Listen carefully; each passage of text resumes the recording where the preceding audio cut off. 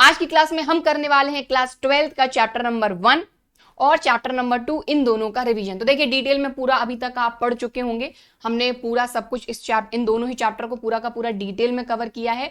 लेकिन अगर आप ध्यान दें तो यहाँ पर हम रिवीजन करेंगे सीबीएसई 2022-23 के सिलेबस में जितना है, हम सिर्फ उतना ही जो पार्ट है वो लेंगे और उसी का हम यहाँ पर रिवीजन करने वाले हैं। ठीक है, बाकी डिस्क्रिप्शन बॉक्स में आपको प्रीवियस ईयर के जो क्वेश्चंस हैं चैप्टर वाइज हमने वो कवर किए, तो डिस्क्रिप्शन बॉक्स में आपको वो मिल जाएंगे। सारे चैप्टर के आपको वन शॉट वीडियो भी डिस्क्रिप्शन बॉक्स में ही मिल जाएंगे और डिटेल्ड जो वीडियो हैं सारे चैप्टर के, उनकी भी प्लेलिस्ट की लिंक डिस्क्रिप्शन बॉक्स में मिल जाएगी। तो चलिए शुरू करते हैं। यहाँ पर सबसे पहले हम देखेंगे रिलेशंस एंड फंक्शन में रिलेशन क्या होता है। तो जनरली अगर सिंपल शब्दों में आप देखें यहाँ पर, तो रिलेशन इन अ सेट ए, जिस भी सेट के लिए रिलेशन डिफाइन है, is a subset of A cross ए, यानी जिस सेट के लिए आपका रिलेशन डिफाइन है उसी के कार्टेशियन प्रोडक्ट का रिलेशन जो है वो सबसेट होता है। इसको एग्जांपल से समझें, हमने जिस सेट के लिए आपका रिलेशन डिफाइन है उस सेट को लिया हमने, इसके एलिमेंट है 1 2 3, इसका कार्टेशियन प्रोडक्ट आप फाइंड कर लीजिए। क्लास 11th में भी सीख चुके हैं और अभी तक तो खैर क्लियर हो गया होगा। तो कार्टेशियन प्रोडक्ट हमने फाइंड किया, फिर हमने एक रिलेशन डिफाइन किया जो कि सेट ए के लिए ही डिफाइन है। तो यहाँ पर रिलेशन है x, y, ठीक है। अब देखिए ध्यान दीजिए, x, y और x is less than y, x, y दोनों ही बिलोंग करेंगे सेट ए को। समझ गए बात को? कहने का मतलब यह है कि पहला एलिमेंट छोटा होगा दूसरे एलिमेंट से। तो यहां पर आप देख लीजिए 1 इज लेस देन 1, नहीं ये तो इक्वल है। 1 is less than 2, 1 is less than 3 और 2 इज लेस देन 3। इसके अलावा आप कोई भी पेयर देखेंगे उसमें पहली वैल्यू दूसरी वैल्यू से छोटी नहीं है, या तो बड़ी है या फिर बराबर है। तो ये तीन जो एलिमेंट हैं ऑर्डर्ड पेयर हैं, ये अपने रिलेशन के अंदर आएंगे। अब आप खुद देख पा रहे हैं कि ये जो रिलेशन है ये ए क्रॉस ए का सबसेट है कि नहीं। समझ गए बात को? तो सबसेट भी होगा और इक्वल भी हो सकता है। तो relation is the subset of, जिस भी सेट के लिए रिलेशन डिफाइन है उसका कार्टेशियन प्रोडक्ट। समझ गए? और रिलेशन डिफाइन है ए टू ए।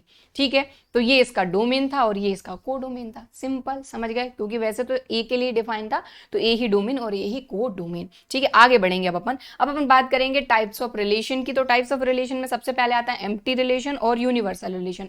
एम्प्टी रिलेशन जैसा कि नाम से क्लियर हो रहा है कि यहाँ पर a relation R in a set A is called empty relation if no element of A related to any element of A. कहने का मतलब अगर यहाँ का कोई भी एलिमेंट यहाँ के किसी भी एलिमेंट से किसी भी तरीके से रिलेटेड नहीं है तो ऑब्वियसली कोई रिलेशन ही नहीं रहेगा। मतलब वो जो भी सेट बनेगा वो बनेगा आपका एम्प्टी रिलेशन। ठीक है, समझ गए बात को? और यूनिवर्सल रिलेशन इसमें ये रहेगा कि हर एक एलिमेंट, ठीक है, यहां का हर एक एलिमेंट यहां के हर एक एलिमेंट से रिलेटेड होना चाहिए। मतलब relation is equal to A cross A. तो ये हो गया आपका यूनिवर्सल रिलेशन। अब बात करेंगे अपन थोड़ी सी काम की, रिफ्लेक्सिव, सिमेट्रिक, ट्रांजिटिव रिलेशन क्या होते हैं। तो रिफ्लेक्सिव रिलेशन नाम से क्लियर हो रहा है, रिफ्लेक्शन। तो भाई ए का रिफ्लेक्शन क्या है? ए। तो यहां पर सिंपल शब्दों में अगर आप समझो तो अगर कोई रिलेशन आर है जो कि सेट ए के लिए डिफाइन है, समझ रहे बात को? रिलेशन आर सेट ए के लिए डिफाइन है, तो ए के अंदर जितने भी एलिमेंट हो, ए के अंदर मान लो 1 2 3 ये 3 एलिमेंट हैं, तो यहाँ के तीनों एलिमेंट का डबलेट, तीनों एलिमेंट का डबलेट, डबलेट मतलब 1 का 1 1, 2 का 2 2, 3 का 3 3, ये रिलेशन में अगर है तभी जाके वो रिलेशन कहलाएगा आपका रिफ्लेक्सिव। ओके, अब सिमेट्रिक की बात करें तो सिमेट्रिक का मतलब ये है कि जिस भी सेट के लिए डिफाइन है तो सारे के सारे एलिमेंट तो नहीं, लेकिन अगर ए बी अगर रिलेशन में है तो इसी की सिमेट्री बी ए भी रिलेशन में होना चाहिए, तभी जाके वो रिलेशन हो जाएगा सिमेट्रिक। ट्रांजिटिव की अगर अपन बात करें तो ट्रांजिटिव के लिए एक चीज ध्यान रखो कि अगर अकेला ए बी रिलेशन में है, ठीक है, तो वो ट्रांजिटिव ऐसे ही हो जाएगा।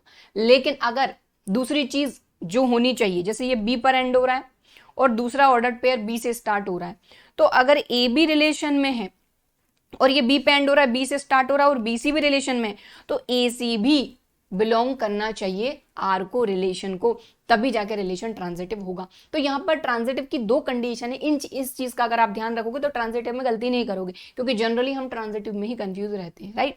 तो देखिए अगर ये दोनों हैं, ठीक है, ए बी रिलेशन में, बी सी रिलेशन में, तो ए सी रिलेशन में होना चाहिए, कंडीशन तो आप सबको पता है। लेकिन अकेला अगर A B belongs to R होता तब दूसरा होता ही नहीं, तो ये अपने आप ही ट्रांजिटिव हो जाता है। इसके लिए जब दूसरी चीज ही नहीं है तो तीसरी की कोई जरूरत ही नहीं है।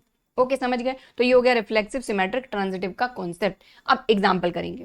सो यहाँ पर हमने एक एग्जांपल लिया, यहाँ पर बोला जा रहा है check whether the relation R defined in the set A this is, और ये रिलेशन अपना डिफाइन है, और अपने को यहाँ पर ये देखना है कि रिलेशन रिफ्लेक्सिव, सिमेट्रिक, ट्रांजिटिव है या नहीं। ये तीनों चीजें चेक करना है। क्वेश्चन अपन ने पूरा नहीं लिखा, ठीक है।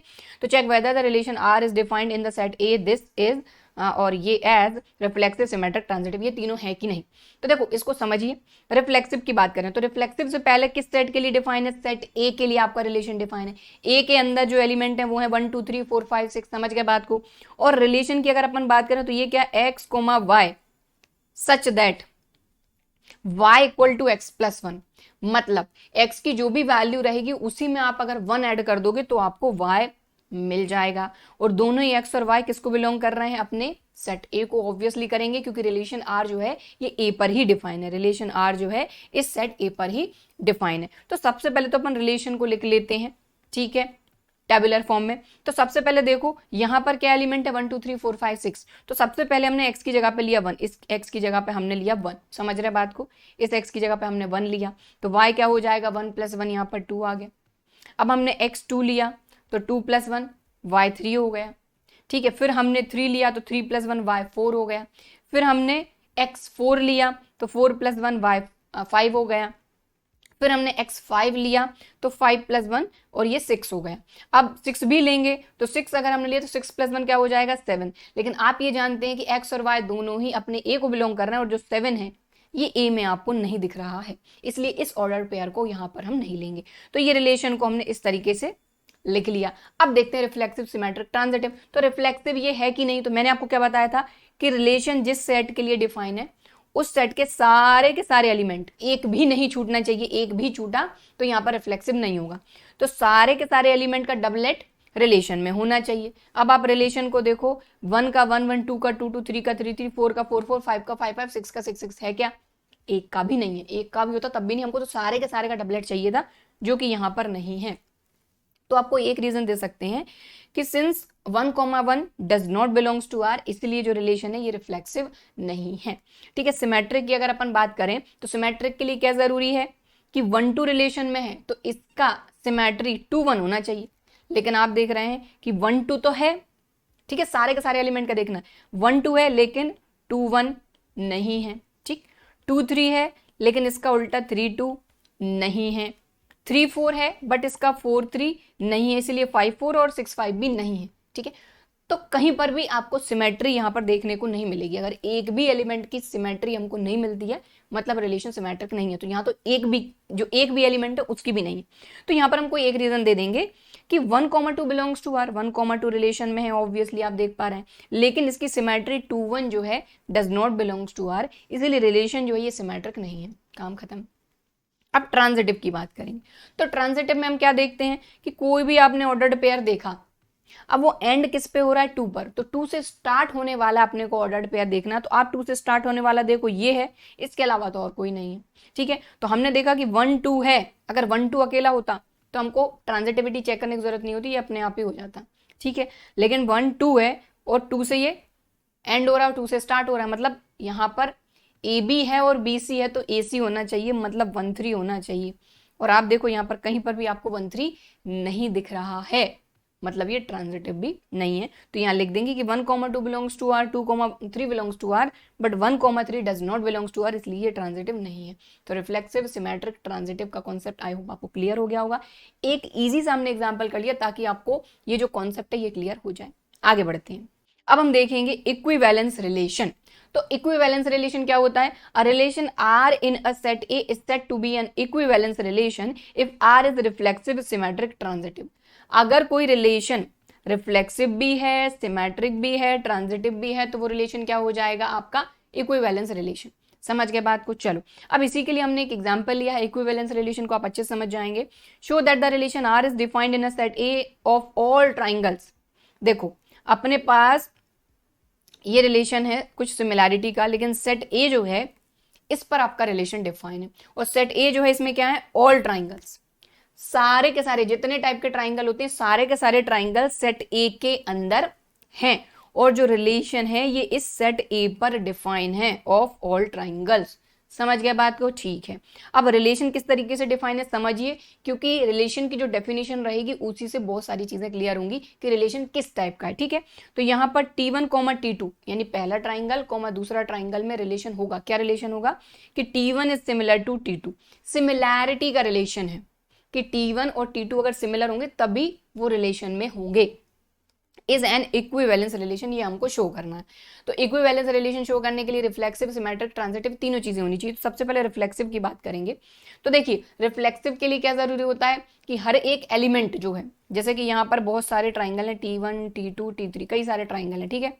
तो T1 से सिमिलर होगा ऑब्वियसली, कोई भी ट्राइंगल खुद से तो सिमिलर होगा ही होगा। तो कितने सारे ट्राइंगल आप ले आओ, वो अपने आप से तो सिमिलर होगा ना। तो बस यहीं पर बात खत्म हो गई कि रिफ्लेक्सिव वाली जो कंडीशन है ये तो अपनी क्लियर हो गई कि T1 जो है इज सिमिलर टू T1। इसी तरीके से कोई भी दूसरा ट्राइंगल है T2 के सिमिलर हो गई, T3 के सिमिलर हो गई। तो कोई भी ट्राइंगल खुद के तो सिमिलर होगा ही, क्योंकि जो रिलेशन है ये सिमिलैरिटी का, ये सिमिलर का है, तो ऑब्वियसली सिमिलर होगा। तो T1 is similar to T1, मतलब कि T1 belongs to R, so R is reflexive. अब सिमेट्रिक की बात करेंगे। तो सिमेट्रिक के लिए क्या जरूरी है कि अगर T1, T2 belongs to R, मतलब T1 is similar to T2, तो आप बताइए कि T2 T1 के सिमिलर नहीं होगा? ऑब्वियसली होगा, सिंपल सी बात है। तो यहां पर वही है कि T1 is similar to T2, मतलब क्या हुआ T1, T2 belongs to R। और ऑब्वियसली अगर T1 T2 के सिमिलर है तो T2 तो T1 के सिमिलर हो गई ना। तो बस T2, T1 is belongs to R, मतलब T1 T2 belongs to R, T2 T1 belongs to R, मतलब रिलेशन जो है ये क्या हो गया आपका सिमेट्रिक। तो बस यही कहानी लिखी हुई है। अब ट्रांजिटिव की बात करेंगे। तो ट्रांजिटिव के लिए ऑब्वियसली 3 ट्राइंगल लेंगे हम, T1, T2, T3 belongs to A, क्योंकि सेट A के अंदर ही सारे के सारे ट्राइंगल हैं। तो यहां पर देखो 2 चीजें अपने पास है, ध्यान से समझना इस चीज को। T1, T2 belongs to R। अब देखो ये T2 से एंड हो रहा है, तो T2 से ही स्टार्ट होना चाहिए दूसरा ऑर्डर्ड पेयर, ठीक है। तो T1, T2 belongs to R, T2, T3 belongs to R। इसका मतलब क्या हुआ, रिलेशन क्या है अपना सिमिलर। तो T1 और T2 सिमिलर हैं, T2 T3 सिमिलर है। तो आप बताइए कि T2 के ही सिमिलर T1 है, T2 के ही सिमिलर T3 है, तो T1 और T3 भी तो सिमिलर होंगे ही होंगे। तो बस यहाँ पर यही लिखा है कि T1, T3 belongs to R, so relation R is transitive. तो यहाँ पर आपने देखा कि जो रिलेशन है ये रिफ्लेक्सिव भी है, सिमेट्रिक भी है, ट्रांजिटिव भी है। इसलिए ये जो रिलेशन रहेगा ये जो रहेगा रिलेशन, ये रहेगा इक्विवेलेंस रिलेशन। ओके चलिए, तो रिलेशन का काम खत्म। अब अपन चलेंगे फंक्शंस पर, ठीक है। तो यहाँ पर फंक्शंस पढ़ेंगे अब अपन नेक्स्ट। तो टाइप्स ऑफ फंक्शन में आप देखो 1, ऑन टू, बाइजेक्टिव। देखो 1 का नाम यहाँ पर इंजेक्टिव हो सकता है, ऑन टू होता है आपका सरजेक्टिव। बाइजेक्टिव का मतलब ये होता है कि अगर कोई फंक्शन 1 भी है, ऑन टू भी है, तब वो फंक्शन हो जाएगा आपका बाइजेक्टिव। ओके चलिए, सो अब फटाफट से अपन क्या करते हैं 1 फंक्शन को समझते हैं। तो सिंपल सी भाषा में समझें, अगर आप ये जो कहानी लिखी हुई है इसी को मैं सिंपल आपको समझाऊं कि यहाँ पर अगर आपका कोई फंक्शन है जो कि x to y डिफाइन है, मतलब x आपका डोमेन है, y आपका कोडोमेन है। सिंपल समझ गए बात को। तो x के अंदर एलिमेंट ले लिया हमने 1 2 3 4, y के लिए हमने एलिमेंट ले लिए a b c d e, और इस तरीके से ये हम बना रहे हैं, ठीक है। मैपिंग से समझेंगे। तो आप ये समझ के चलिए कि x हो गया आपका डोमेन, y हो गया आपका कोडोमेन, ठीक है। अब इस बात को समझिए कि 1 का मतलब क्या है, एक डिस्टिंक्ट एलिमेंट की एक डिस्टिंक्ट इमेज होनी चाहिए। डोमेन के हर एक एलिमेंट की कोडोमेन में एक डिस्टिंक्ट इमेज होनी चाहिए, यानी एक एलिमेंट की एक इमेज। ये नाम से ही अपने को क्लियर हो जाना चाहिए, 1 एलिमेंट की 1 इमेज। तो 1 एलिमेंट की 1 इमेज, 1 एलिमेंट की 1 इमेज, 1 एलिमेंट की 1 इमेज, 1 एलिमेंट की 1 इमेज, अगर ऐसा चलेगा तो आपका फंक्शन 1 है। अब इसको मैथमेटिकली कैसे हम शो करेंगे ये अपन अभी एग्जाम्पल से समझ लेंगे, ठीक है। तो एग्जाम्पल से क्या समझना, यहीं पर अगर आप देखो कि हमेशा देखो 1 का काम आपका डोमेन से स्टार्ट होगा, ठीक है। तो डोमेन x है आपका, तो x1 x2 जो है ये आपके डोमेन से बिलोंग कर रहे हैं, ठीक है। और अगर हम लेकर चलते हैं f of x1 equal to f of x2, और अगर हम ये शो कर देते हैं कि x1 इक्वल टू x2, तो आपका फंक्शन 1 हो जाएगा। एग्जाम्पल करेंगे और क्लियर होगा, ठीक है। इतनी बात समझ गए। तो आप ये चीज समझ गए कि एक एलिमेंट की एक ही इमेज होनी चाहिए, 1 एलिमेंट 1 इमेज, 1 एलिमेंट 1 इमेज। तो एक डिस्टिंक्ट एलिमेंट की एक डिस्टिंक्ट इमेज होनी चाहिए, तो फंक्शन हो जाएगा 1, ठीक है। बाकी डोमेन कोडोमेन आप समझ गए। बाकी रेंज क्या हो जाएगी आपकी रेंज जो होती है ये कोडोमेन का ही सबसेट होती है, ठीक है। तो आपने देखा कि यहाँ पर जो y की वैल्यूज हैं ये क्या क्या है अपनी A B C D, E नहीं है, E कोडोमेन में है, बट यहाँ पर E के लिए कोई भी यहाँ पर आप देख रहे हैं कोई एलिमेंट नहीं है जिसकी ये इमेज हो, तो E इसमें नहीं आएगा। ठीक है, तो यहाँ पर अगर आप देखें रेंज क्या हो जाएगी आपकी A B C D, क्योंकि 1 की इमेज B है, 2 की इमेज A है, 3 की इमेज C है, 4 की इमेज D है। तो ये 4 जो एलिमेंट है ये आपके रेंज में आएंगे and range is the subset of codomain. ठीक है, कई बार इक्वल भी हो सकती है रेंज और कोडोमेन। समझ गए बात को? चलो, सो ये बात क्लियर हो गई। अब इसके लिए एग्जाम्पल करेंगे। सो देखिए अभी यहां पर आपने क्या देखा 1 1। अब अगर फंक्शन 1 1 नहीं होता तो वो हो जाता है मैनी वन। ठीक है, एग्जाम्पल करेंगे और क्लियर होगा। तो यहाँ पर वही पूछा जा रहा है कि मैनी वन, मैनी वन मतलब कि नोट 1 1, जो फंक्शन 1 1 नहीं है वो मैनी वन। अब मैनी वन कैसे पहचानोगे? यहाँ पर आपने देखा एक एलिमेंट की एक इमेज तो 1 1, एक एलिमेंट की एक इमेज तो 1 1। लेकिन अगर आप देखो 1 की इमेज बी है लेकिन 3 की इमेज भी बी है, आप देख रहे हो ये क्या बन रहा है? तो ये हो गया मैनी वन, 2 एलिमेंट की एक इमेज, तो ये हो गया मैनी वन। ये 1 1 नहीं रहेगा क्योंकि इस एलिमेंट की ये इमेज है लेकिन इस एलिमेंट की भी यही सेम इमेज है, तो ये 1 1 नहीं होगा, ये हो जाएगा मैनी 1 और 3 हो गया मैनी और ये 1। ओके, सो ये हो गया मैनी वन का केस। चलिए अब एग्जाम्पल करेंगे ना, इससे आपको सारी चीज क्लियर हो जाएगी। Show that the function F such that n to n, ध्यान दो यहाँ क्या है n to n, तो यहाँ पर अलग अलग डोमेन कोडोमेन नहीं है तो कोई टेंशन नहीं है, ये आपका डोमेन हो गया, ये आपका कोडोमेन हो गया। अगर अलग अलग आएंगे तो ध्यान से करना है, x हमेशा यहाँ से बिलोंग करेगा, y हमेशा यहाँ से बिलोंग करेगा। समझ रहे हैं बात को? ये डोमेन है, ये कोडोमेन है, तो यहाँ से x बिलोंग करेगा और यहाँ से y बिलोंग करेगा। तो यहाँ तो खैर सेम है तो कोई दिक्कत है नहीं। ठीक है, चलिए तो फंक्शन अपना n to n डिफाइन है और फंक्शन क्या f of x equal to 2x। अब 1 1 अगर शो करना है तो 1 1 शो करने के लिए मैंने आपको क्या बताया कि x1, x2 हम 2 वैल्यू लेते हैं, नेचुरल नंबर लेंगे क्योंकि यह नेचुरल नंबर अपना डोमेन है, तो यहाँ चाहो तो आप डोमेन लिखकर चलें तो ज़्यादा बेटर है। ठीक है, ओके, तो x1, x2 2 नेचुरल वैल्यूज हमने ली हैं और इसके बाद हम लेकर चलते हैं कि let f of x1 equal to f of x2, ये हम लेकर चलेंगे और हम शो करेंगे x1 इक्वल टू x2, तभी फंक्शन हमारा 1 1 होगा। तो ये क्या f ऑफ x1, तो ये फंक्शन है, अगर यहाँ हम 1 रख दें तो यहाँ 1 आ जाएगा, तो ये आ गया 2x1, राइट। यहाँ अगर हम 2 रख दें तो यहाँ 2 आ जाएगा, तो यहाँ आ गया 2x2, 2 से 2 cancel, x1 equal to x2 आ गया। दैट्स इट, मतलब फंक्शन जो है ये इंजेक्टिव या फिर 1 1 है। तो इंजेक्टिव मतलब ये होता है आपका 1 1। ठीक है, क्लियर। तो यहाँ हम सिंपल से एग्जांपल ले रहे हैं ताकि कॉन्सेप्ट अपन क्लियर करते चलें, क्योंकि अपन रिवीजन कर रहे हैं। आगे बढ़ेंगे, अब ऑन टू की बात करते हैं। अभी अपन ने 1 1 समझ लिया और अगर फंक्शन 1 1 नहीं है तो वो क्या है? Many one. अब सेकंड आता है अपना ऑन टू। तो अब ऑन टू हमेशा ध्यान देना आपका कोडोमेन से चालू होगा, इसमें कोडोमेन इंपॉर्टेंट होता है। तो यहाँ पर लिखा है a function f such that x to y is said to be onto टू, या फिर इसको हम कहते हैं surjective if every element of y का, y मतलब कोडोमेन का एवरी एलिमेंट, हर एक element is the image of some element of x under f, मतलब कि यहाँ के हर एक एलिमेंट के लिए यहाँ पर, ठीक है, कोई ना कोई प्री इमेज रहे। ठीक है, मतलब कि ये जो इमेज है ना आपकी, ऑब्वियसली ये 1 की इमेज क्या है? b है, 2 की इमेज a है, लेकिन अगर इसका उल्टा बोले तो a की प्री इमेज 2 है, b की प्री इमेज 1 है, इस तरीके से काम चलता है। ठीक है, तो यहाँ पर वही लिखा under x under f that is for every y belongs to y there exist an element x in x such that f of x equal to y। Okay, समझ गए बात को? कहने का मतलब ये है यहाँ पर कि यहाँ पर कोडोमेन में हर एक एलिमेंट, मतलब कोई भी एलिमेंट खाली नहीं होना चाहिए। अगर यहाँ पर ये ABCD है और E अकेला ऐसा एलिमेंट है जिसके लिए कोई प्री इमेज नहीं है यहाँ पर, तो ये ऑन टू नहीं होगा, मतलब सरजेक्टिव नहीं होगा। और अगर सरजेक्टिव या ऑन टू नहीं है तो उसको हम कहेंगे इनटू। जैसे 1 1 नहीं है तो क्या है? Many one. इसी तरीके से ऑन टू नहीं है तो क्या होगा? इनटू। ओके, तो ये सिंपल सी बात है, एग्जाम्पल से समझेंगे क्लियर होगा। समझ गए ना बात को? कि यहाँ पर देखो A की प्री इमेज 2 है, B की प्री इमेज 1 है, C की प्री इमेज 4 है और D की प्री इमेज 3 है, और यहाँ पर कोई भी एलिमेंट ऐसा नहीं है जो खाली है, तो ये ऑन टू होगा। अगर एक भी एलिमेंट खाली हुआ तो ऑन टू नहीं होगा। ठीक, चलिए, सो यहाँ पर देखिए show that the function f such that r to r real number to real number, मतलब डोमेन भी रियल नंबर है, कोडोमेन भी रियल नंबर है। समझ गए बात को? Given by f of x equal to 2x is 1 1 and onto, यानी 1 1 भी शो करना है, ऑन टू भी शो करना है। तो 1 1 यानी इंजेक्टिव के लिए तो कोई दिक्कत नहीं है, हमने x1 x2 2 वैल्यू ली जो कि किसको, डोमेन यानी रियल नंबर को बिलोंग कर रही हैं।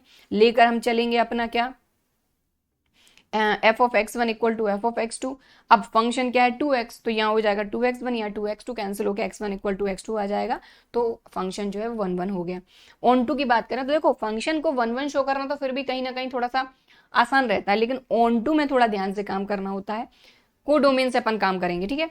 तो for every y belongs to r, r मतलब रियल नंबर और ये क्या है आपका को डोमेन, ठीक है, और ये क्या था आपका डोमेन। अब क्योंकि सिंपल सी बात है यहाँ पर डोमेन को डोमेन आपके सेम है तो इतना कुछ अंतर नहीं दिख रहा है, लेकिन जब अलग अलग होंगे, यानी अगर मान लो x टू y हुआ तो x आपका डोमेन, y आपका को डोमेन, ठीक है। तो यहाँ पर for every y belongs to real number जो कि आपका को डोमेन है, f of x equal to y, ये लेकर चलेंगे। अब ध्यान दो फंक्शन क्या है आपका 2x इक्वल टू वाई। अब यहाँ से अपन क्या करेंगे, x की वैल्यू फाइंड करेंगे। तो यहाँ पर हमने x की वैल्यू फाइंड करी y अपॉन 2। अब आप ये देखिए कि ये यहाँ पर क्या है अपना y क्या है, रियल नंबर। अगर y की जगह पे हम कोई रियल नंबर रखते हैं, कोई भी रियल नंबर, तो यहाँ पर जो भी वैल्यू आएगी x की, ऑब्वियसली आप y की जगह पे कोई भी वैल्यू रखोगे तो आपको किसकी वैल्यू मिलेगी, x की वैल्यू मिलेगी। वो क्या रहेगा आपका रियल नंबर ही होना चाहिए, क्योंकि x भी किसको बिलोंग कर रहा है, आपके रियल नंबर को, जो कि आपका डोमेन है। अगर ये होता है तो कहने का मतलब ये है कि आपका फंक्शन जो है ये ऑन टू है, ठीक है।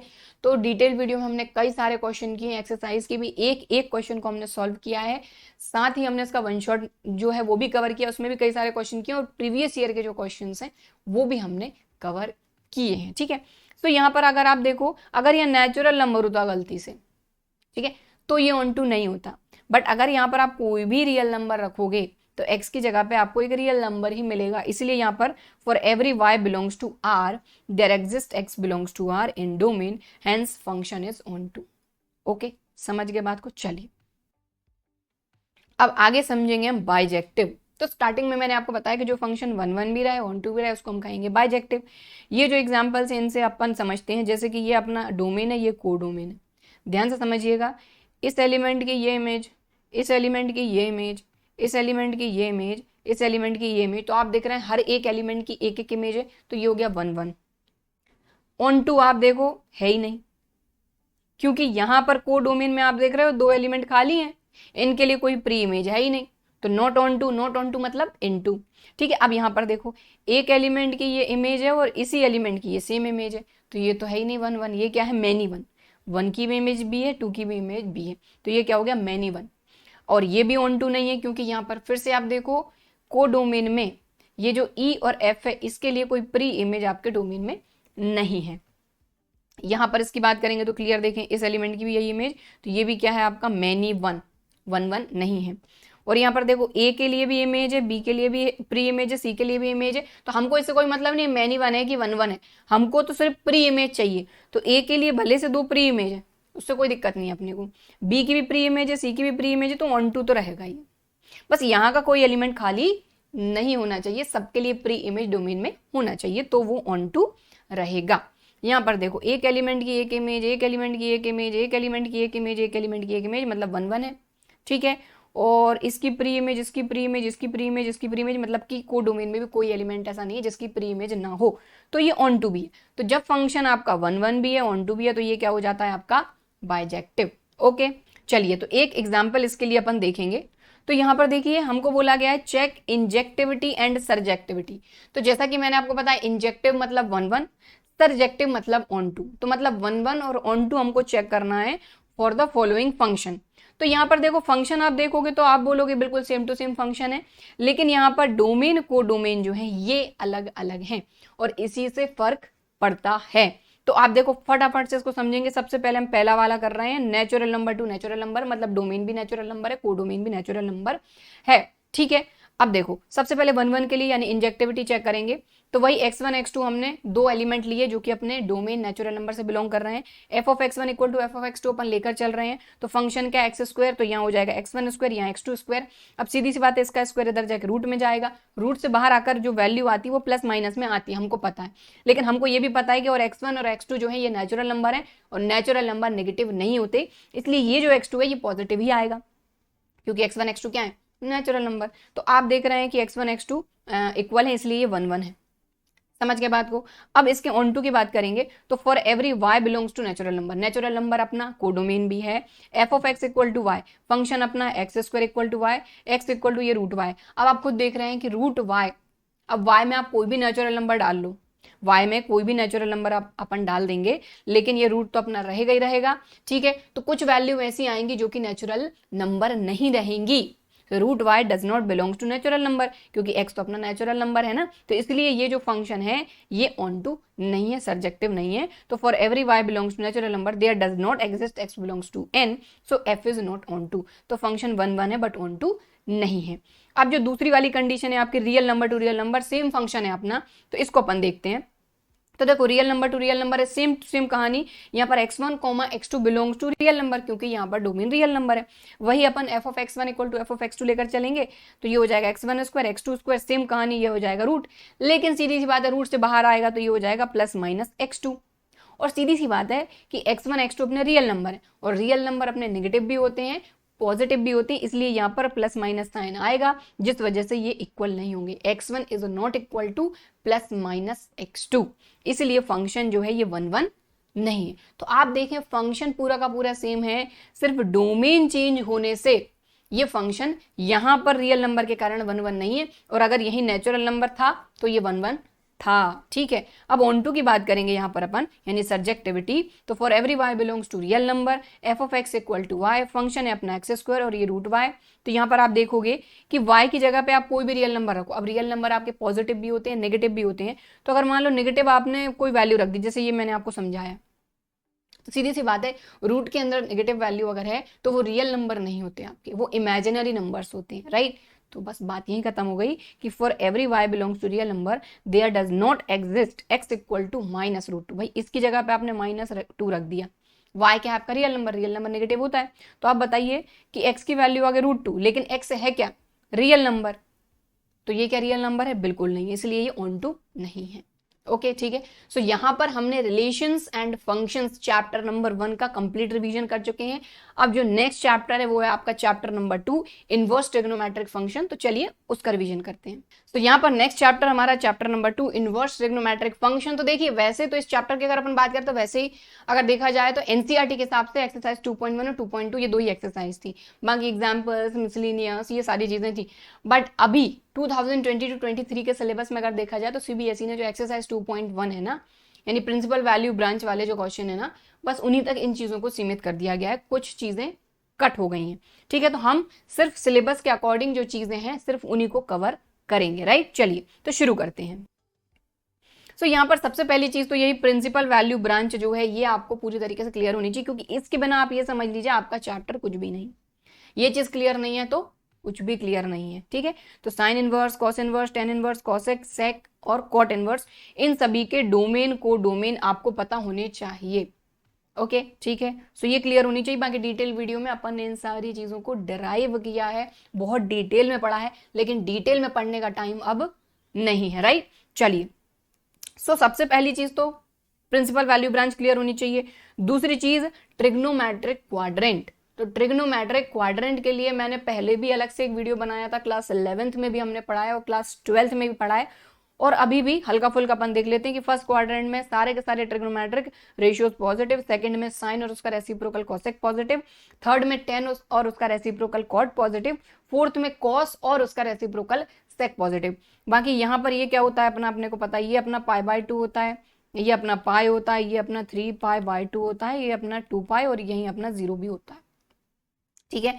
तो यहाँ पर क्या हो जाएगा, देखो अगर इधर इस पाई के इस तरफ जाओगे तो π/2 माइनस, इस तरफ जाओगे तो π/2 प्लस, पाई के इस तरफ जाओगे तो पाई माइनस, यहाँ आओगे तो पाई प्लस, फिर 3π/2 की बात करें तो यहाँ 3π/2 माइनस और यहाँ 3π/2 प्लस, यहाँ पर 2π माइनस और यहाँ पर 2π प्लस, ठीक है। तो ये आपको क्लियर है। ध्यान दीजिए पाई और 2π पे कोई भी ट्रिग्नोमेट्रिक रेशियो चेंज नहीं होता, बाकी π/2 और 3π/2 पर चेंज होता है, ठीक है। चलिए तो ये बेसिक चीजें हैं जो क्लियर अपने को होना चाहिए। अब आगे बढ़ेंगे, अपन ने एग्जांपल लिया, एग्जांपल से सारी चीजें क्लियर होंगी। सबसे पहले देखें find the principal value of this, इसकी प्रिंसिपल वैल्यू आप बताइए। तो हमेशा देखो यहाँ साइन इनवर्स है तो ध्यान दो कि ये वैल्यू अपने को चेंज करना है साइन में ही, तो 1/√2 होता है अपना साइन π/4। अब आप डायरेक्ट आंसर करते हो π/4, लेकिन कब, जब इसकी जो प्रिंसिपल वैल्यू है उसको ये बिलोंग करे। तो साइन इनवर्स की जो प्रिंसिपल वैल्यू है ये है क्लोज इंटरवल -π/2 से π/2, तो ये π/4 इसको बिलोंग करनी चाहिए। तो ऑब्वियसली यहां पर कर रही है, इसलिए आप डायरेक्ट आंसर कर सकते हैं π/4 जो कि बिलोंग कर रहा है इसको। ठीक है, तो यहाँ पर बड़े सिंपल से क्वेश्चन अभी हम ले रहे हैं ताकि आपको कॉन्सेप्ट समझ में आए। मेन कॉन्सेप्ट समझ में आ गया तो क्वेश्चन आप कर ही लेंगे। ठीक है, आगे बढ़ेंगे। तो यहाँ पर अगर आप देखो तो ये क्या, find the principal value of cot, तो ये कॉट है तो यहाँ पर भी कॉट ही अपन देखेंगे, तो माइनस तो अपन ने एज इट इज रखा, 1/√3 की बात करें तो ये होता है कॉट π/3। ठीक है, अब अपन ये देखेंगे कि कॉट जो है ये नेगेटिव कहाँ होता है, तो आप देखोगे कॉट यहाँ पर भी नेगेटिव हो सकता है, यहाँ पर भी नेगेटिव हो सकता है, लेकिन अपन लेंगे वहीं जहां पर अपनी प्रिंसिपल वैल्यू जो है वो अपना बिलोंग करना चाहिए। तो यहां पर अगर अपन गए तो यहां पर अपन ने लिया पाई पे चेंज भी नहीं होता। ठीक है, तो अपना काम बन जाएगा। तो यहां पर हमने लिखा कॉट पाई माइनस π/3 जो कि होता है माइनस कॉट π/3, इसको सॉल्व करोगे तो 2π/3 आ गया। अब अगर अपन कॉट इनवर्स की बात करें, इसकी रेंज होती है ओपन इंटरवल 0 to π। ठीक है, तो यहाँ पर आप देखो ये जो 2π है ये 2π/3 है, ये इसको बिलोंग करनी चाहिए, तो ये बिलोंग कर रहा था, इसलिए अपन ने डायरेक्ट इसको आंसर कर सकते हैं। ओके, क्लियर हो गई बात। चलिए अब अगला एग्जांपल एक और फटाफट से देख ही लीजिए, देख ही रहे हैं। तो यहाँ है tan इनवर्स 1, यहाँ है cos इनवर्स -1/2, sin इनवर्स -1/2, इस तरह से भी सारी चीजें मिक्स होकर आ सकती हैं।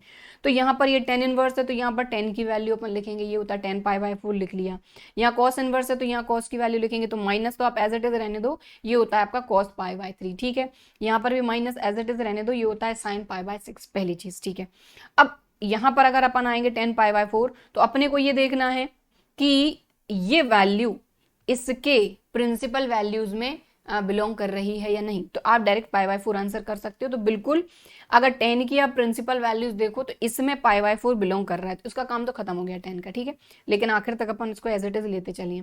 यहां पर अगर बात करें तो ये माइनस आ रहा है, तो cos जो है ये नेगेटिव कहाँ होता है, इसको हम इसलिए चेंज कर रहे हैं क्योंकि अगर इस माइनस को हम थीटा के पास ले गए तो cos माइनस थीटा पॉजिटिव हो जाता है, मतलब इस माइनस का कोई मतलब नहीं है, इसलिए हम इसको जो अपने ट्रिग्नोमेट्रिक क्वाड्रेंट है उससे चेंज करेंगे।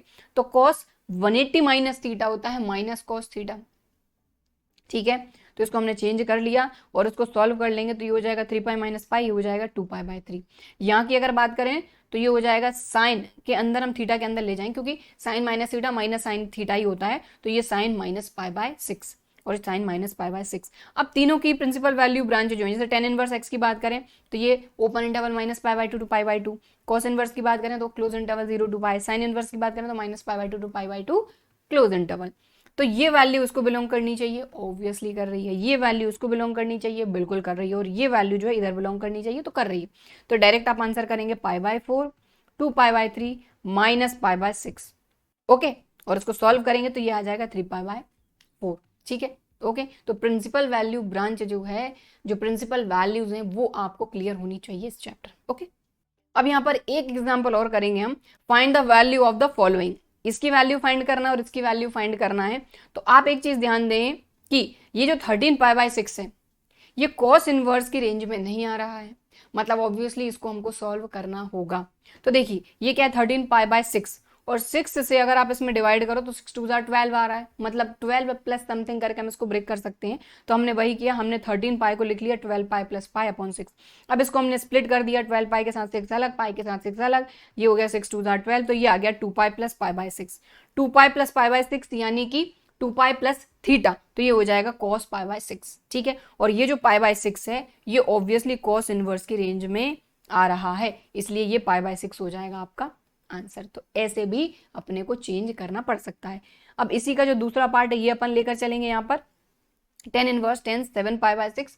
तो सीधी सी बात है 7π/6 जो है ये tan इनवर्स की रेंज में नहीं आ रहा है, तो हम इसको ब्रेक करेंगे। तो ऑब्वियसली 6 से अगर अपन इसमें डिवाइड करते हैं तो 1 टाइम तो चली जाएगा, मतलब 6 प्लस समथिंग में कर लेते हैं अपन इसको चेंज। तो 6π + π किया जो कि आपका 7π हो जाएगा, राइट। अब इसको स्प्लिट कर लेंगे, भाई इससे ये कैंसिल हो जाएगा ना, यानी इसको अलग कर लो तो पाई बचेगा और इसको अलग कर लो तो π/6 बचेगा, राइट।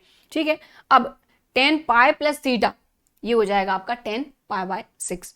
और हमको ये चीज बहुत अच्छी तरीके से पता है कि tan इनवर्स की जो प्रिंसिपल वैल्यू होती है ये ओपन इंटरवल -π/2 से π/2 होती है, तो ऑब्वियसली π/6 इसको बिलोंग कर रहा है, इसलिए आपका आंसर हो जाएगा π/6। 6। ठीक है, तो इस तरीके से यहाँ पर हमने कुछ बेसिक से जो एग्जाम्पल्स हैं उनको लिए ताकि आपको कॉन्सेप्ट समझ में आ सके। साथ ही चैप्टर नंबर 1 और चैप्टर नंबर 2 के आपके सीबीएसई के 2022-23 के सिलेबस में जो चीज़ें थी उनको हमने आज की क्लास में कवर किया। सो आई होप कि चैप्टर नंबर 1 और 2 का आपका अच्छी तरीके से रिवीजन हुआ होगा, सारे कॉन्सेप्ट आपको क्लियर हो गए होंगे। बाकी क्वेश्चन ऑब्वियसली आपको ज़्यादा से ज़्यादा लगाने हैं, प्रीवियस ईयर के क्वेश्चन भी करते चलिएगा। जितनी प्रैक्टिस करेंगे मैथ्स में उतना ज़्यादा अच्छा है। ठीक है, सो आई होप कि वीडियो पसंद आया होगा। वीडियो पसंद आया है तो लाइक शेयर ज़रूर करना है और सब्सक्राइब नहीं किया है चैनल को तो सब्सक्राइब करिए। चलिए फिर मिलते हैं अगले वीडियो में, तब तक के लिए बाय एंड थैंक यू।